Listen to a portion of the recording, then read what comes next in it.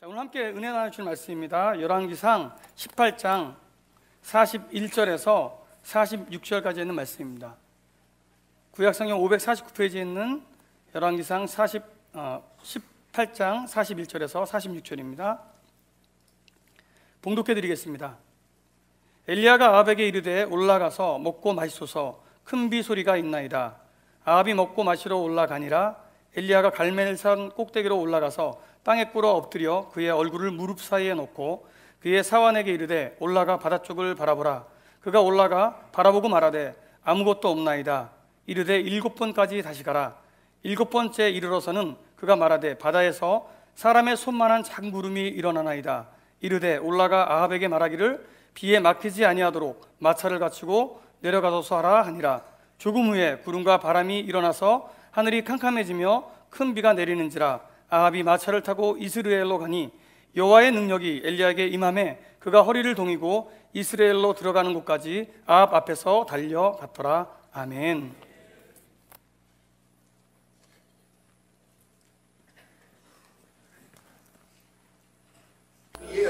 하나님, 이 자리에 있는 형제자매들의 손 하나하나를 사용하시고 그들의 마음을 사용하시고 for your honor. 놀라운 So Lord, we just avail ourselves to you. 하나님, We 영광 just surrender 받아주시옵소서. ourselves to you. 우리 자신을 주님 앞에 내어드리도록 하여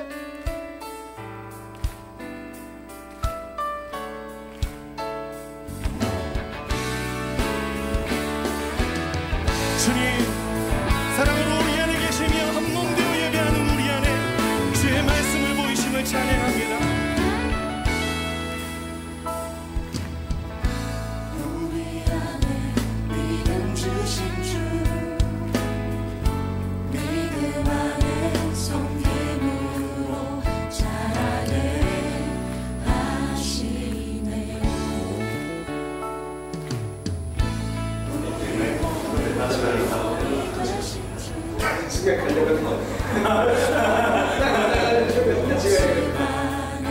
주력과 임하시네.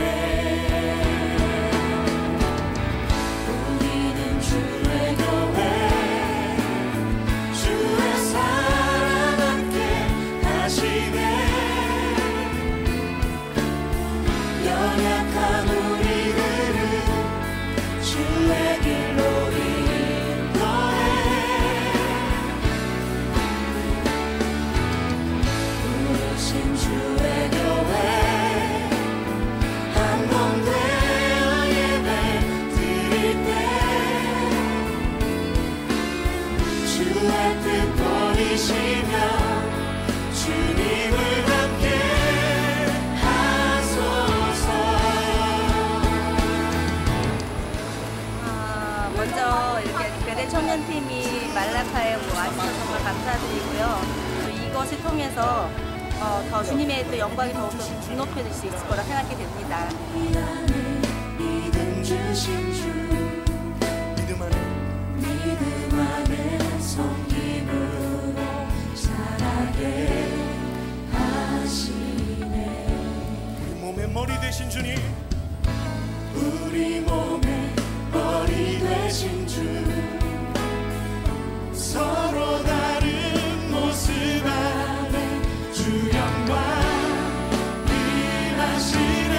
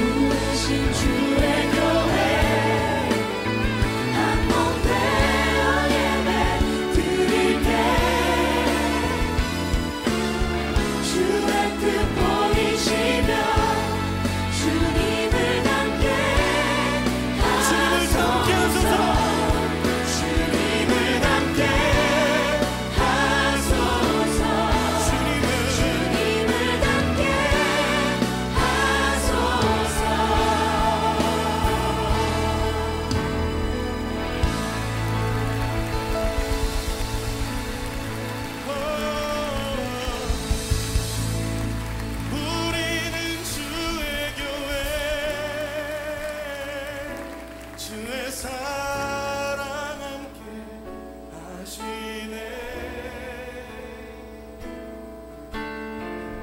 연약한 우리들을 주의 길로 인도해.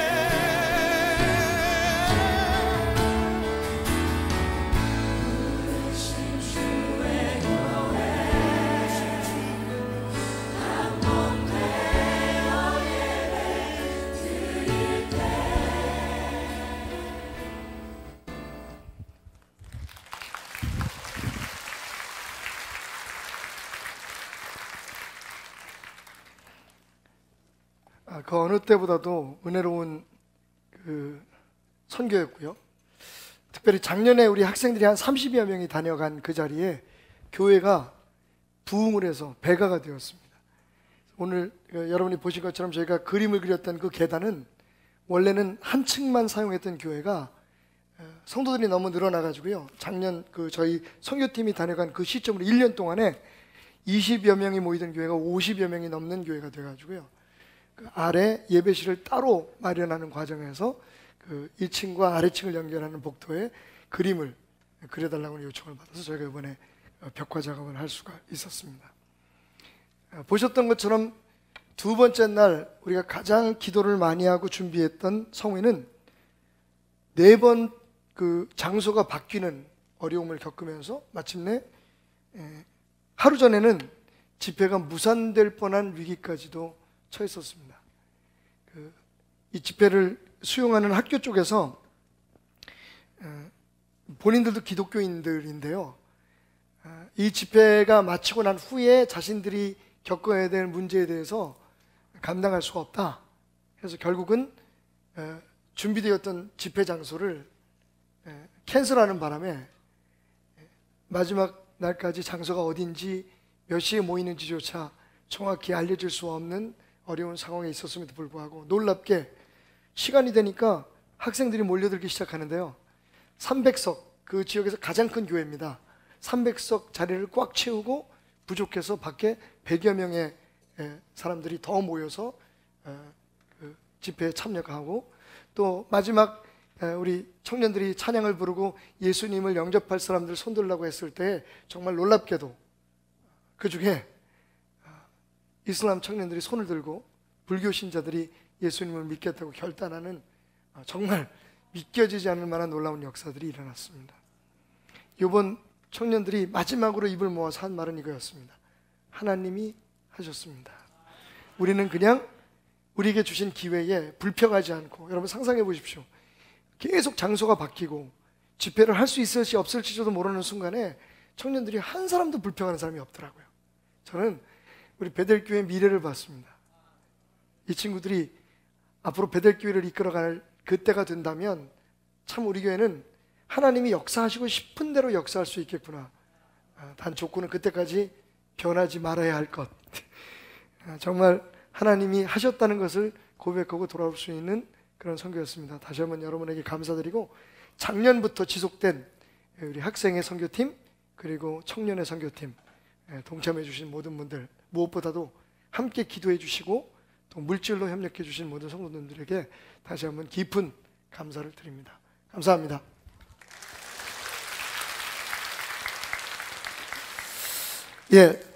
설교 중에 또 있었던 여러 역사에 대해서 여러분에게 잠시 말씀을 드리도록 하고, 오늘부터 새롭게 시작하는 시리즈 민감함이라고 하는 제목의 시리즈를 여러분에게 소개하려고 합니다. 한번 따라해 봅시다. 민감함. 우리 안에 영적 민감함을 회복하는 축복의 시간들이 되기를 소원하면서 오늘 첫째 날 말씀의 제목은 큰 비의 소리를 들어라 로 정해 보았습니다. 먼저 오늘 말씀을 시작하면서 여러분의 조언을 좀 구하기 원합니다.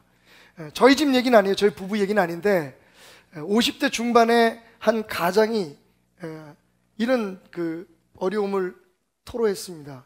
여러분의 조언을 구합니다. 어느 날 일을 마치고 집에 들어와가지고 집에 들어가면서 아내에게 그냥 이렇게 항상 하던 것처럼 인사를 했대요. 밥은 먹었나? 그랬더니 부인이 안 먹었으면 이라고 얘기를 하더라는 겁니다. 분위기가 좀 이상하다 생각을 하고 그냥 들어가서 이제 씻고 밥을 먹으면서 혹시 기분이 나쁜 게 있냐고 물어봤더니 아니라고 얘기하더니 계속 식사하는 동안에 잔소리를 하더라는 겁니다.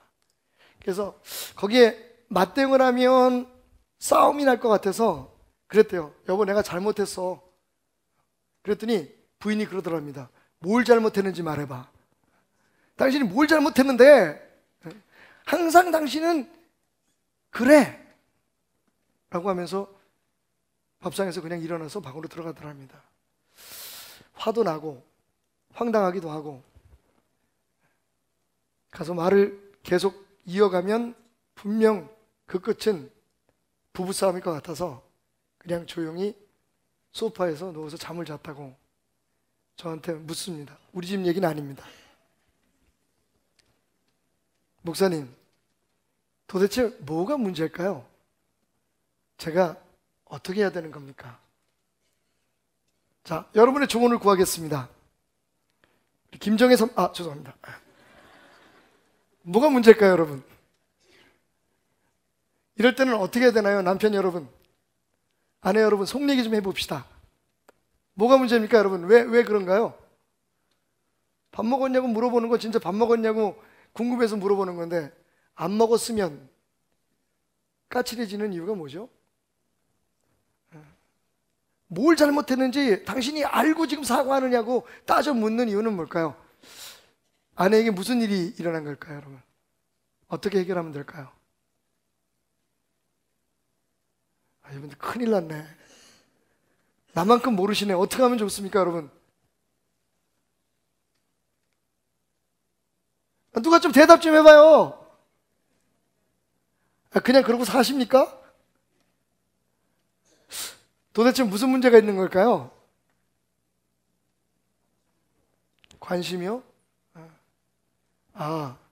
제가 잠깐만 내 얘기는 내 친구 얘기예요. 관심을 충분히 보이지 못했군요. 제가 전 잘하는 것 같은데 또 다른 무슨 문제가 있는 건 아닐까요? 네? 뭐가 쌓였다고요? 맞아요. 뭐가 쌓인 것 같아요. 분명히 무슨 문제가 일어나고 있는 것 같습니다. 어떻게 해결하면 될까요? 여자분들에게 조언을 구하겠습니다. 어떻게 하면 이런 경우에 마음이 풀리실 수 있겠어요? 가만히 있어요? 그러면 또 그래. 당신은 나 화나게 해놓고 가만히 있어! 이런다고요. 근데 뭔가 풀어야 되는데 어떻게 하면 되겠습니까? 에? 가방을 사줘요?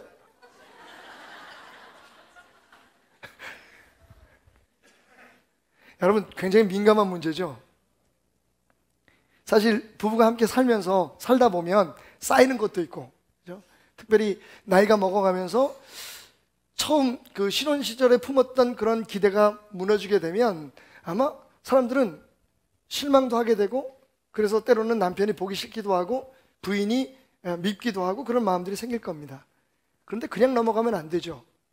우리가 서로의 그런 모습들, 서로의 그런 행동들, 심지어는 말투들, 이런 것들을 보면서 아내에게 무슨 문제가 있구나, 그냥 있으면 안 되겠구나, 이 문제를 풀어줘야겠구나, 남편이 지금 피곤해 있구나, 남편이 지금 너무 힘들어하고 있구나, 남편에게 뭘 어떻게 해줘야 될까, 어떻게 해야만 우리의 부부관계를 다시 제자리로 돌려놓을 수 있을까. 여러분, 우리가 그런 관계 문제에 있어서 민감하게 생각하고 눈에 보이는 현상 그 뒤에 있는 문제를 어떻게 하든지 해결해 보려고 노력해야만 우리의 부부관계, 우리의 가정이 행복해질 수 있다는 것 우리 모두가 다 압니다.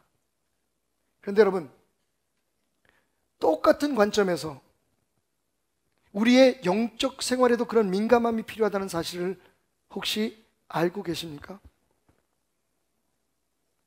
우리는요, 하나님의 형상을 닮아서 영적인 존재로 살아가는 사람들입니다. 그래서 우리의 삶의 겉으로 표현되는 여러 상황들과 그리고 우리 안에 느껴지는 감정적인 변화는 우리 안의 영혼의 문제와 무관하지 않다는 겁니다. 여러분이 몸이 피곤해지거나 하나님의 사람인 여러분의 마음이 답답해지거나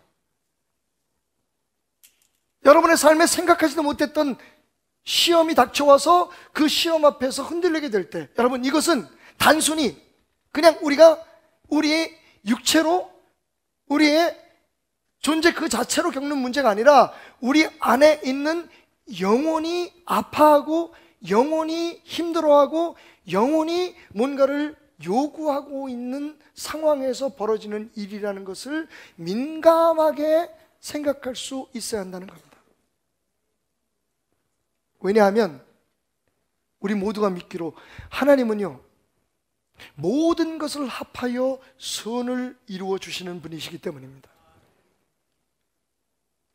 우리의 감정의 변화, 우리 안에 일어나고 있는 느낌의 미묘한 흔들림, 그리고 때로는 우리의 행동과 우리의 말들, 이 모든 것들이 하나님의 축복하심, 하나님의 인도하심, 하나님의 응답하심, 하나님의 은혜 주심과 무관하지 않다라고 하는 전제하에서 우리 자신을 민감하게 돌아보며 우리 자신을 세밀하게 관찰할 때 우리는 생각하지 못했던, 상상하지 못했던 하나님의 은혜의 문을 열 수 있는 축복을 경험하게 된다는 것입니다. 오늘 하나님의 사랑 앞에, 하나님의 은혜 앞에 대단히 민감했던 사람 엘리야의 이야기가 여기 소개되고 있습니다. 3년 반 동안 하나님을 버리고 우상 숭배했던 이스라엘 백성들에게 하나님께서 하늘문을 닫으시고 비를 내리지 않으시는 가뭄의 재앙을 주셨습니다. 그 상황 속에서 얼마나 힘겹고 어려운 날들을 보냈겠습니까? 얼마나 답답하고, 여러분, 무려 3년 반입니다. 올해 들어서 우리나라에 비가 오지 않아가지고 굉장히 어려움을 겪고 있다가 요즘 비가 오는 바람에 다시 우리가 행복해지기 시작하고 농부들이 춤을 추기 시작했는데, 여러분, 이게 3년 반 동안 지속된다고 생각해 보십시오. 삶의 현장에서 일어나는 일들, 가정에서 일어나는 일들, 개인적으로, 육체적으로 혹은 일어나는 모든 일들에 대해서 사람들은 너무너무 민감해져 있었을 것입니다. 그 상황에서 그냥 눈에 보이는, 우리가 손으로 만지고 우리가 그냥 귀로 듣고 판단할 수 있는 현상에만 관심을 두지 아니하고 그런 상황을 이끌어 가시는, 그런 상황을 만드신 하나님께 민감한 반응을 보였던 사람이 바로 엘리야였습니다. 오늘 말씀을 보니까 이 엘리야가 마침내 갈멜산 위에 큰 영적 전투를 마치고 승리한 후에 하나님께서 비를 내려주실 것이라고 하는 기대를 가지고 갈멜산 꼭대기에서 무릎을 꿇고 땅에 엎드려서 그의 머리를 무릎 사이에 넣고 기도하고 있는 장면이 등장하고 있습니다. 그러다 그의 사환이 들려주는 소식을 듣습니다. 저 바다 쪽 하늘 위에 손바닥만한 구름이 일어나고 있다. 여러분, 구름이 형성된 게 아닙니다. 먹구름이 몰려온 게 아닙니다.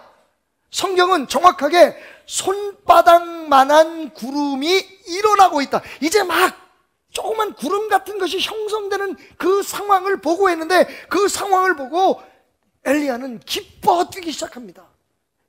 빨리 소식을 전하라. 이제 비가 쏟아질 거다. 여러분, 어떻게 보면 너무 지나친 비약인 것처럼 보입니다만 바로 그것이 하나님을 향한 영적 민감함이었습니다. 눈에 보이는 현상 그 뒤에 역사하시는 어마어마한 하나님의 축복과 능력에 대한 그의 민감함, 센시티비티였다는 겁니다. 하나님이 지금 무슨 일을 하고 계신다, 하나님이 역사하고 계신다. 저 하늘 위에 뜬 손바닥만한 구름 속에서 그는요 큰 축복의 빗소리를 들을 수 있었다는 겁니다. 여러분, 이러한 민감함이 여러분에게도 있기를 주님의 이름으로 축원합니다. 우리의 몸에, 우리의 마음에 그리고 우리의 삶의 현장에 나타나는 조그만 손바닥만한 하나님의 구름을 봐도 그 속에 담겨있는 응답과 그 속에 담겨있는 축복과 그 속에 담겨있는 하나님의 역사하심의 능력, 기적을 찾는 여러분이 되시길 주님의 이름으로 축원합니다. 여러분, 우리는 하나님의 사람입니다. 하나님은 우리를 버리지 않으신다고 말씀하셨습니다. 우리와 함께 하신다고 말씀하셨습니다. 우리를 도와주시겠다고 말씀하셨습니다. 우리를 축복하시겠다고 말씀하셨습니다. 우리와 함께 하시겠다고 말씀하셨습니다. 우리를 붙들고 놓지 않으신다고 말씀하셨습니다. 그러니 우리의 삶에 일어나는 모든 일들은 다 하나님과 무관하지 않습니다. 자, 그렇다면 구체적으로 우리가 우리의 삶의 변화에 대해, 우리 안에 일어나는 여러 가지 변화에 대해 민감해야 될 것은 무엇이며 그것이 우리에게 주는 약속은 무엇일까요? 첫째, 우리 마음이 답답해질 때, 여러분, 기도하는데 응답이 없어요. 나름대로 열심히 교회 다니는데 별 변화가 없습니다. 이렇게 답답함이 쌓이고 쌓일 때 기억하십시오. 하나님은 우리를 지금 은혜 주시기를 원하시는 증거라는 것을 말입니다. 한번 따라해 봅시다. 마음이 답답할 때는 은혜 주시길 원하심을 잊지 마십시오. 여러분, 3년 반 동안 막혔던 그 비의 문이 한순간에 열린 것이 아닙니다. 오늘 말씀을 보십시오. 분명히 성경은 말하고 있습니다. 엘리야가 하나님께서 비를 주시겠다고 하는 약속을 받은 후에도 7번씩이나 무릎 꿇고, 그것도 간절히 무릎 사이에 자신의 머리가 파고들 만큼 땅을 그 머리로 조아리면서 하나님 앞에 기도했다고 말하고 있습니다. 한 번 기도하고 사환에게 묻습니다. 가봐라, 무슨 증거가 있나? 아무것도 없습니다. 두 번째 묻습니다. 가봐라, 또 무슨 증거가 있나? 없습니다. 세 번째 묻습니다. 하나님께서 무슨 응답하시는 증거가 있는지 가보아라. 세 번째도 없습니다. 네 번째도 없습니다. 다섯 번째도 없습니다. 여러분, 얼마나 답답하겠습니까? 3년 반 동안 비가 오지 않은 그 기간보다도 하나님께서 비를 주시겠다고 약속하신 후에 그 기도했던 6번의 순간이 어쩌면 엘리야에게는 더 답답하고 더 견디기 어려운 순간이었을지도 모릅니다. 하지만 여러분, 기억하십시오. 7번째 그가 하나님 앞에 기도했을 때 하나님은 축복의 구름을 딱 손바닥 한 장만큼 그 머리 위에 보여주셨고, 엘리야는 그것이 하나님의 축복의 시작임을, 그 조그만 구름이 커지고 커져서 하나님의 놀라운 폭포수 같은 은혜의 소낙비를 쏟아 부어주실 것이라는 것을 이미 깨닫고 있었다는 것입니다. 어젯밤에 잠은 잘 주무셨는지요? 아유, 새벽에 비가 쏟아지려고 그랬는지 얼마나 꾸물거리고 없던 신경통이 다 생겨가지고 막, 아마 선교를 다녀와가지고 제가 금요일날 철야 인도하고 어제 장례식 인도하고 저녁에 학생회 수련회 인도하고 아마 그래서 그랬는지 아유, 잠도 안 오고 덥긴 덥지요. 어젠 또 수영에 다녀온 아이들이 우리 집에 와가지고 또 은지하고 같이 막 여럿이 밤 2시까지인가 봐 막 닭을 먹고 막 무슨 뭘 뜯고 막 그러면서 깔깔깔깔 웃고 무한도전 보면서 그렇게 재밌어 하더라고요. 나는 재미없어서 그냥 들어갔구만. 그래서 또 다 큰 처녀들이 밖에 있는데 또 문 열어놓고 잘 수는 없어가지고 문을 꼭 닫고 자는데 아이고 주여. 그러다가 잠깐 잠이 들었나요? 새벽에 갑자기 우르릉 쾅쾅 쫙 하고 비가 쏟아지는데 바로 이거였구나. 하나님께서 이 비를 주시기 위해서 꾸물꾸물, 아이고 답답해라, 끈적끈적, 아이고 죽겠구나. 여러분, 비 오기 전에요, 그것도 큰 비가 오기 전에는 어떻다? 답답합니다.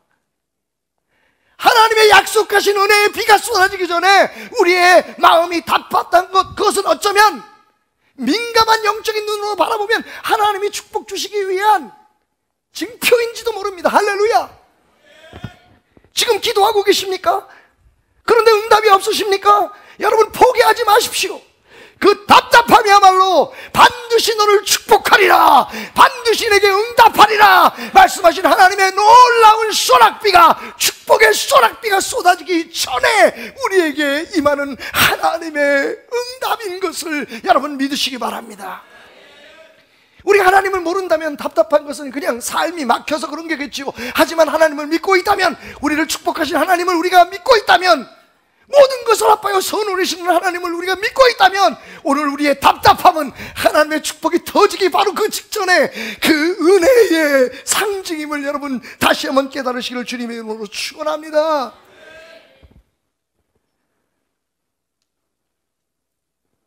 오늘 우리의 마음이 답답한 것은 하나님이 우리에게 은혜 주시기를 원하심을, 이제 은혜가 임할 날이 가까이 왔음을 뜻하는 것이다. 두 번째로 우리가 기억해야 할 것은 시험이 닥쳐올 때는 하나님이 우리의 믿음을 자라게 하시기 원한다는 것을 여러분 기억하시기를 주님의 이름으로 축원합니다.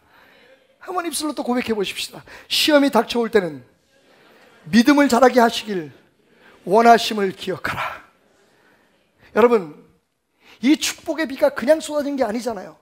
이 축복의 비가 쏟아지기 위해서 3년 6개월 동안의 하나님의 저주가 끝나고 하나님의 축복이 다시 회복되고 하늘에서 그 막혔던 문이 열려 비가 쏟아지기 위해서는요, 여러분, 엘리야가 정말 무서운 시험을 이겨냈어야 했다는 것 우리 모두는 알고 있습니다.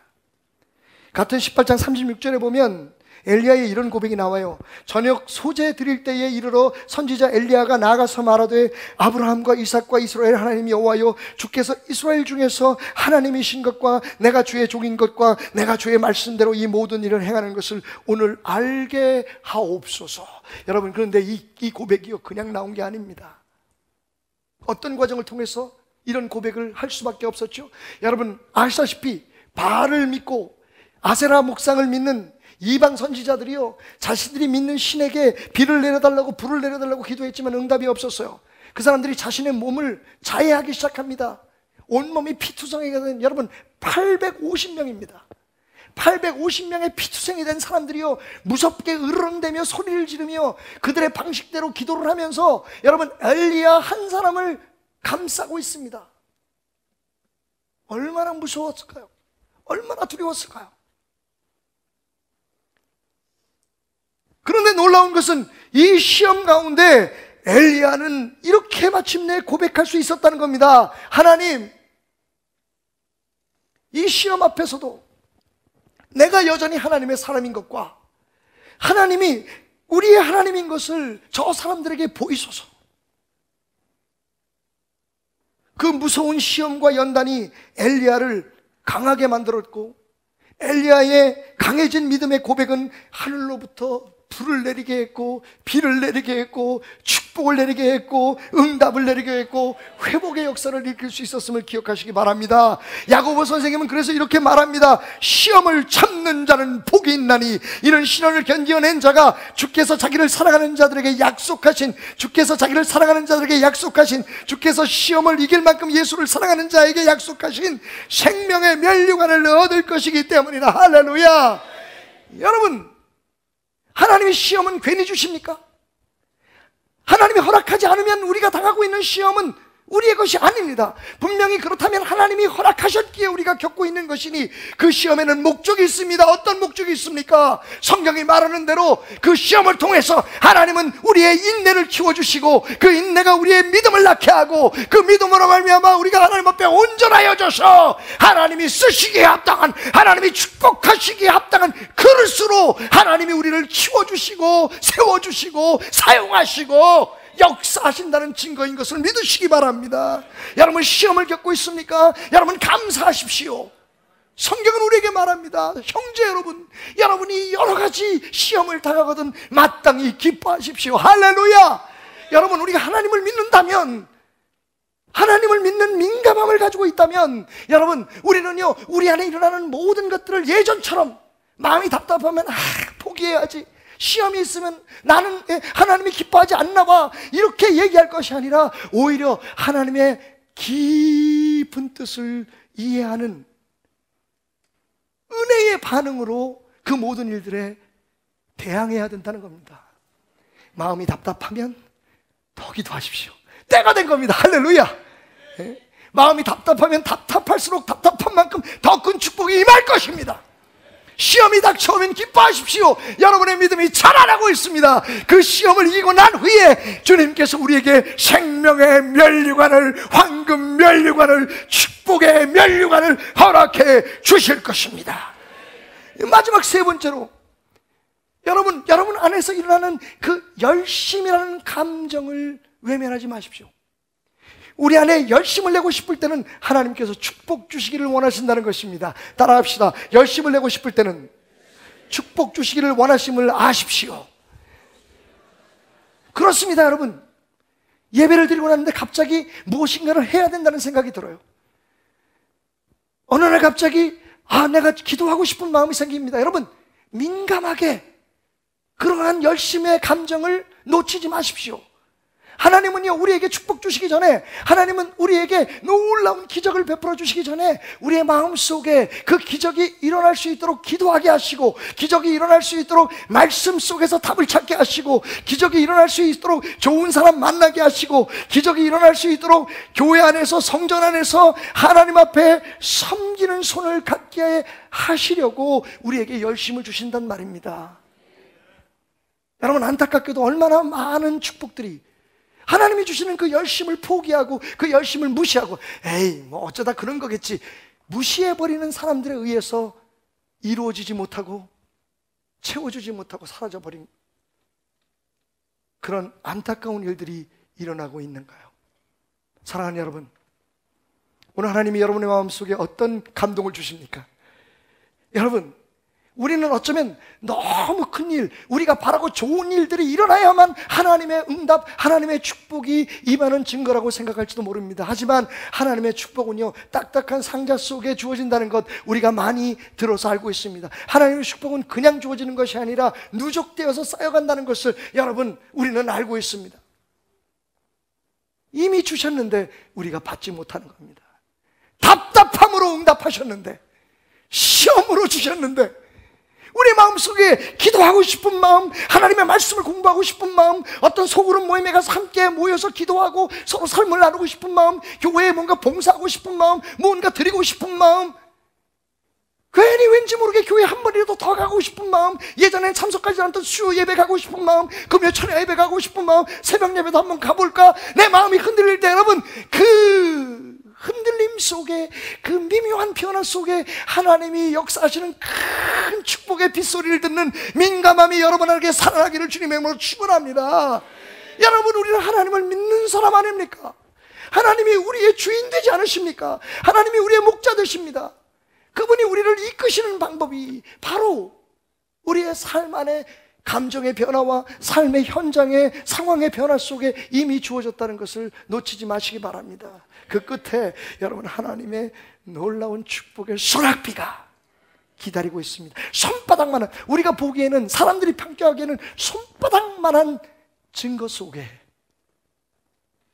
하나님의 놀라운, 우리의 삶에 필요한 모든 것들이 다 담겨 있다는 겁니다. 최근 어떤 성도님이 사업을 시작하면서 그 사업의 목적이 선교를 하는 것이랍니다. 그래서 목사님, 아직 사무실을 오픈하지도 않았는데 첫 열매를, 선교의 열매를 드리고 싶습니다. 그리고 제게 헌금을 가지고 왔어요. 여러분, 그 감동이 있을 때 그 성도의 마음속에 두 가지 결정을 내릴 수 있는 선택이 있었을 겁니다. 에이, 그냥 마음일 거야. 내가 일단 사업이라서 돈을 벌면 그때 가서 내지. 그래도 하나님은 그것을 기뻐하셨을지 모릅니다.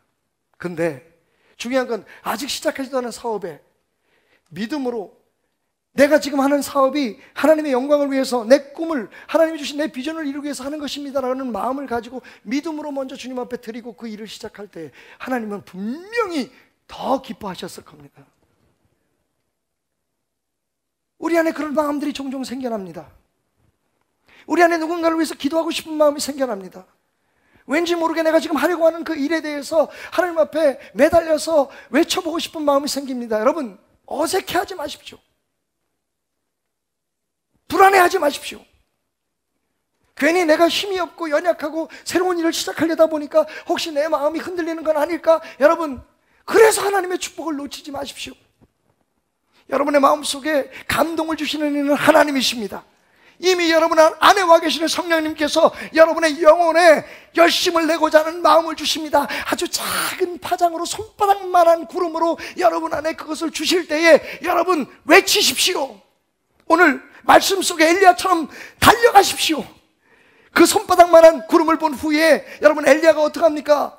먼저 자기 앞서 출발한 아합의 마차를 앞질러 갑니다. 여러분 상상해 보십시오. 하늘에서부터 쏟아지는 빛 속에서, 그 빗줄기 속에서, 억수같이 쏟아지는 소낙빛 속에서 여러분 그 달려가는 마차를 앞질러서 달려가는 엘리야의 모습, 야, 무슨 영화의 한 장면 같은 엘리야의 열심, 하나님이 주신 조그만 그 열심이 큰 열심으로 화하게 될 때 기적은 일어나고 응답은 임하고 하나님의 축복은 채워지게 될 것입니다. 사랑하는 여러분, 지금 여러분 안에 일어나고 있는, 그리고 여러분 밖에서 일어나고 있는 작은 변화에 민감하십시오. 신앙을 갖는다는 것은 우리가 더 이상 우리의 힘으로 살거나 우리의 방법으로 살거나 우리가 동떨어진 존재로 사는 것이 아니라 하나님 안에서 살고 있고 하나님 계획 속에서 살고 있고 하나님의 인도하심 속에서 살고 있다는 것을 인정하는 것입니다. 우리 안에 일어나는 모든 자그마한 변화 하나하나가 하나님의 축복의 전초임을 여러분이 민감하게 캐치해서 찾아내서 그것을 붙들고 기도하고 신뢰하고 따라가게 될 때 하나님의 놀라운 역사는 일어나게 될 것입니다. 여러분이 잘 아시는 극작가 오해령 씨의 이야기입니다. 그녀가 자기가 졸업한 이화여고 교편을 잡고 있을 때였습니다. 어렸을 때부터 하도 병치레가 많아서 종합병원이라는 그런 별명을 달고 산 그녀에게 하늘이 무너지는 듯한 소식이 전해왔습니다.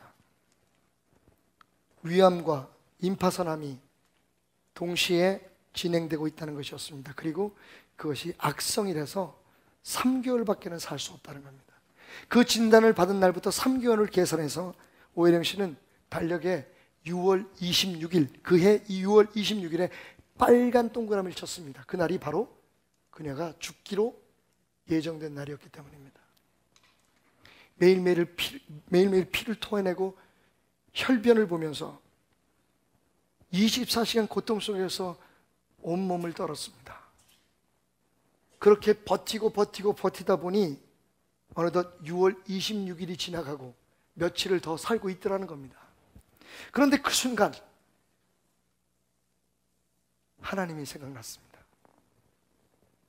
그녀가 무시하고 버리고 등을 돌렸던 하나님이 생각났습니다. 그래서 무릎 꿇고 기도하기 시작했습니다. 당신이 살아계심을 믿습니다. 그렇다면 지금 내가 앓고 있는 이 병도 나를 구원하시고 당신의 놀라운 역사를 일으키기 위한 당신의 손길임을 내가 또한 인정합니다. 나를 한 번만 살려주십시오. 그렇게 기도한 지 며칠 만에 그녀의 몸에 오한이 찾아오기 시작합니다. 오해령 씨는 이것이 죽는 것이구나 생각했답니다. 그리고 옆에 있는 담요를 온몸을 돌돌 말고 죽는 순간을 기다리며 편안한 마음으로 기도를 계속했습니다. 그러다가 쓰러졌대요. 얼마나 잠들었을까 일어나서 보니까 몸이 느낌이 달라졌더랍니다. 겨드랑이 밑을 잡아보니까 거기에 있어야 할 암덩어리가 싹 사라져버렸다는 거예요. 병원을 찾아갔습니다. 의사가 깜짝 놀라면서 하는 말이 위암도 임파선암도 깨끗하게 사라졌습니다 라고 이야기를 하더라는 겁니다. 그녀는요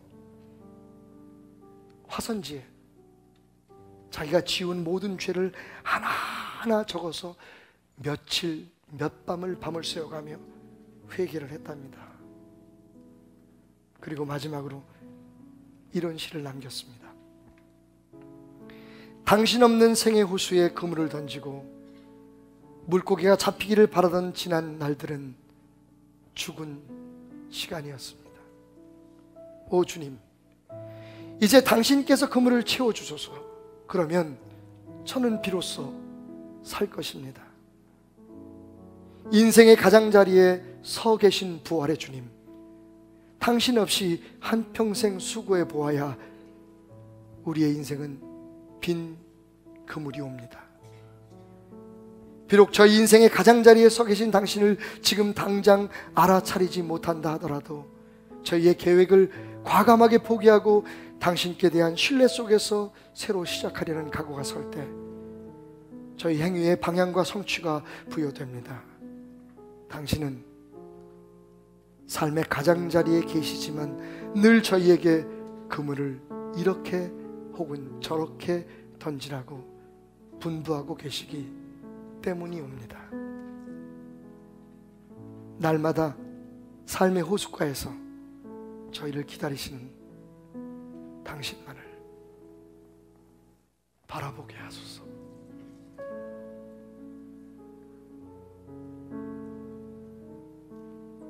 주님의 소리를 들으십시오. 깊은 곳에 그물을 던져라. 너의 삶의 그 깊은 곳에 너의 믿음의 그물을 던져라. 너의 마음의 답답한 그곳에 내 은혜가 자라고 있음을 보아라. 내가 시험을 당하고 있는 그곳에 나도 함께하며 너의 믿음을 키우고 있음을 잊지 말아라. 내 마음에 열심이 생기거든 기도해라. 내 마음에 열심이 생기거든 말씀을 보아라. 열심이 생기거든 누군가를 위해 기도해 주어라. 봉사해라. 무엇인가를 시작해 보아라. 너의 그물이 가득 차게 될 것이다. 여러분,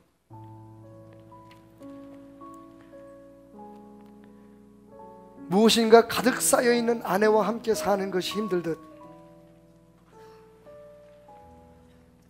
우리를 바라보며 안타까워하시는 주님 곁을 스쳐가는 것도 쉬운 일은 아닙니다. 하나님의 약속을 믿으십시오. 너희를 향한 나의 생각은 내가 잘한다. 나는 너희를 축복하기를 원하노라. 스쳐가는 자그마한 감정 하나도, 여러분의 기분의 변화 하나도 다 축복의 그물로 사용하십시오. 여러분, 느끼십시오. 깨달으십시오. 하나님의 축복이 이만큼 다가와 있습니다. 그 조그만 손바닥만한 구름 속에 하나님의 폭우가 축복의 소나기가 기다리고 있습니다. 귀를 여십시오. 들으십시오. 축복의 빗소리가 들려오고 있습니다. 기도합시다. 주여!